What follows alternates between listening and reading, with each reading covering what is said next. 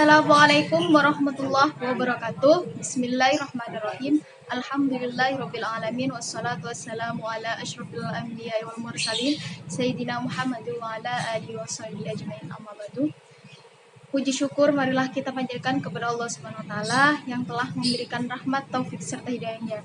Dan selawat serta salam semoga tetap tercurah limpahkan kepada junjungan kita Nabi Muhammad SAW yang telah mengangkis kita dari alam biadab menuju alam yang beradab. Yang terhormat dosen Muhammad Khalid Wardi MHI dan seluruh teman-teman seperjuangan yang saya banggakan. Perkenalkan, nama saya Hamamah. Di sini saya akan menjelaskan tentang kias, di mana kias ini sebagai metode penetapan hukum Islam yang keempat. Baik, saya awali dengan pengertian kias terlebih dahulu. Apa itu pengertian kias? Kias itu menyatukan sesuatu yang tidak disebutkan hukumnya dalam nas dengan sesuatu yang disebutkan hukumnya dalam nas. Disebabkan apa? Disebabkan kesatuan hukum di antara keduanya.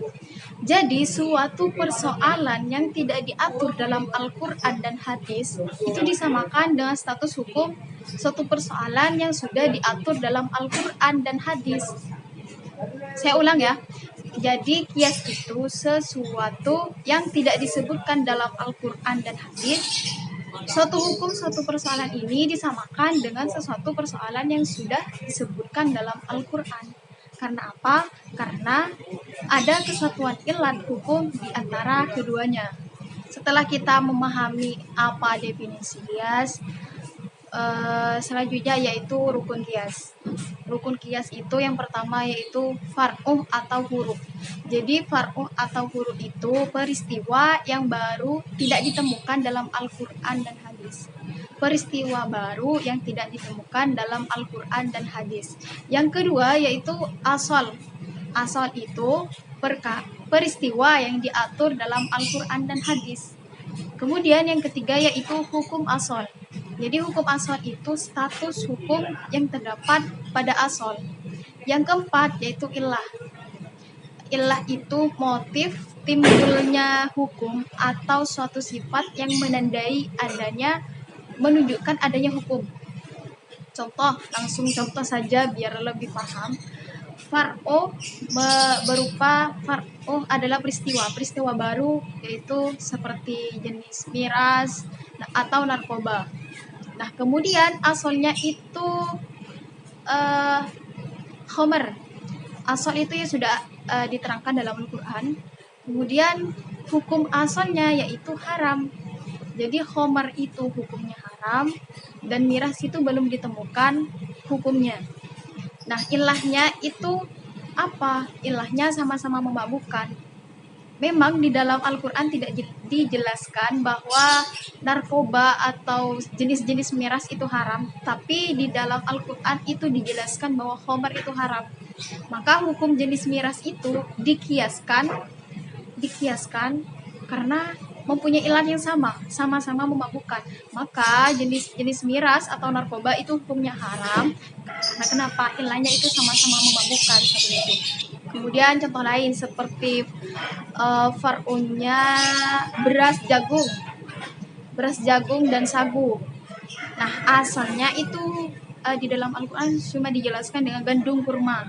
Nah, hukum asalnya dari hukum asal gandum itu adalah boleh dan ilahnya itu sama-sama mengenyangkan. Maka beras dan jagung sagu itu sama-sama dihalalkan, yaitu dikiaskan dengan gandum kurma tadi. Setelah kita paham tentang rukun kias, yaitu selanjutnya syarat-syarat kias. Syarat-syarat kias yang mulai dari syarat asal terlebih dahulu.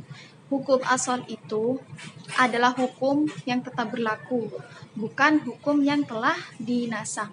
Jadi asal itu syarat dari asal itu harus masih berlaku atau masih ada di dalam Al-Quran seperti khomer yang ada di dalam Al-Quran. Jadi kalau tidak ada hukum yang telah kalau tidak ada atau hukumnya sudah dinasakh, maka tidak bisa dijadikan asal. Jadi kalau tidak ada atau hukum yang telah dinasakh, maka tidak bisa dijadikan hukum asal, tidak bisa dijadikan asal. Yang kedua yaitu hukum asal. Hukum asal itu yaitu hukum syara yang tujuannya itu qiyas syar'i. Jadi untuk mengetahui hukum syara pada furu, maksudnya seperti ini.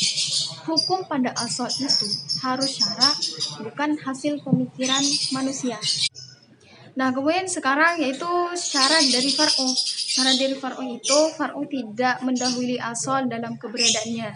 Jadi hukum asal harus ada terlebih dahulu baru furu. Nah, kedua yaitu furu itu tidak pernah diatur hukumnya dalam nas tertentu. Baik materi nas itu bersesuaian dengan hukum yang akan ditetapkan dengan furu atau berlawanan dengannya. Dalam artian furu itu tidak mempunyai ketentuannya sendiri. Yang ketiga yaitu ilat yang terdapat pada furu memiliki kesamaan dengan ilat yang terdapat pada asal. Nah, sifat yang ada pada furu itu harus memiliki kesamaan dengan asal. Selanjutnya yaitu syarat ilat. Ilat itu harus mengandung hikmah yang mendorong pelaksanaan suatu hukum dan dapat dijadikan sebagai kaitan hukum. Nah, ilah itu harus tetap berlaku karena ilah itu penentu adanya hukum. Jika ada ilah tentu ada hukum, dan tidak ada hukum jika tidak ada ilah. Yang kedua yaitu harus ada hubungan kesesuaian dan kelayakan antara hukum dengan sifat yang akan menjadi ilah.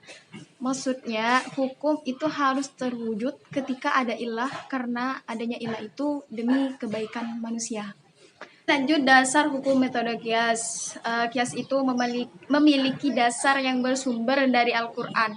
Allah menggunakan perintah kias melaksanakan dari beberapa ayat Al-Quran, yaitu seperti surat Al-Hajj ayat 2. Fa'tabiru ya ulil absar. Maka ambillah suatu kejadian itu untuk menjadi pelajaran.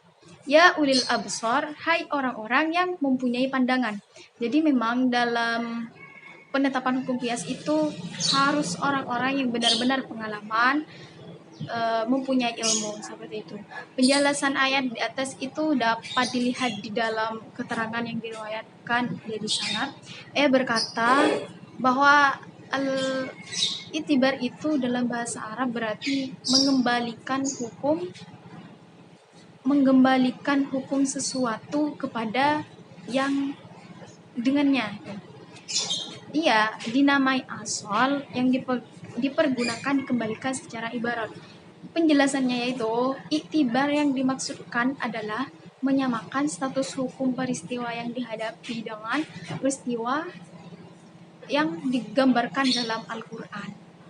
Kias juga memiliki dasar yang bersumber dari hadis Nabi. Salah satunya adalah hadis yang berkaitan dengan Mu'adz bin Jabal ketika diutus ke Yaman untuk menjadi hakim. Nah, saat itu diutus ke Yaman untuk menjadi penguasa di sana. Nabi itu bertanya, dengan cara apa engkau menetapkan hukum seandainya kepadamu diajukan sebuah perkara? Mu'adz pun menjawab, saya menetapkan hukum berdasarkan kitab Allah. Nah, kemudian Nabi itu bertanya lagi kepada Mu'adz, bila engkau tidak menemukan hukum dalam kitab Allah, Mu'adz pun menjawab, dengan sunnah Rasul. Dan Nabi pun bertanya lagi, kalau dalam sunnah juga engkau tidak menemukannya? Mu'adz pun menjawab, saya akan menggunakan ijtihad dengan nalar saya. Nabi bersabda, segala puji bagi Allah yang telah memberikan taufik kepada utusan Rasul. Nah, jawaban dari Mu'adz untuk berijtihad itu maksudnya melakukan kias seperti itu. Mungkin hanya ini yang dapat saya sampaikan, kurang lebihnya mohon maaf. Wallahul muwaffiq ila aqwamit thoriq. Assalamualaikum warahmatullahi wabarakatuh.